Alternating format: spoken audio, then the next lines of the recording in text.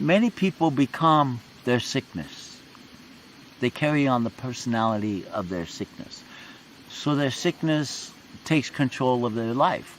Whether that sickness be some kind of medical sickness or, most importantly, emotional sickness. So a depressed person becomes so depressed, so down, that depression begins to dictate to them how to feel, what to do, how to do it. And that person that is inflicted by that listens to depression. Because myself, I'm one of those examples. Let me give you a little quick story. I was sitting in my flat, and I was just minding my own business, and I got a knock on the door, and I opened the door, and there's depression. Didn't say good morning, didn't say hello, how you doing? It just came in, and it went all through my flat, told me what to do, when to do it, how to do it, and it did whatever it wanted, and I let it. And when it was finished with me, it just got up and left. Didn't say thank you, didn't say goodbye, didn't see you later. It just left. A few weeks later went by, and another knock on the door. I open it, and there's depression. Depression standing there with a whole box full of groceries. He goes into my kitchen, takes everything I like to eat out, and puts everything in the cupboard that he likes. Again, took over my house, and when he was finished, left. No thank you, no goodbye, no see you later. A few months went by, and I got a knock on the door, and there's depression.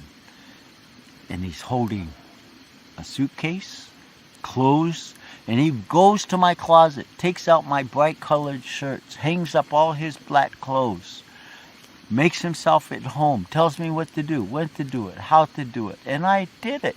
I did everything depression asked.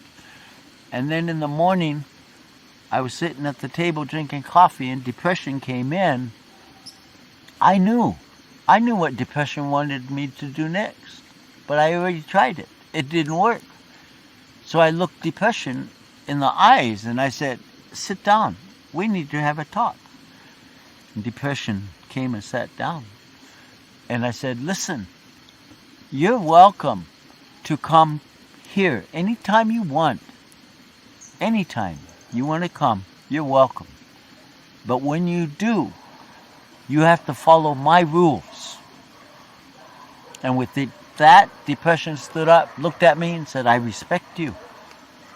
I asked depression, why do you respect me? And depression's answer, you stood up to me. And I looked at depression, and I said, I respect you too, because I know how much power you have. And with that, depression stood up, told me I am leaving, and he left. A few weeks later, got a knock on the door.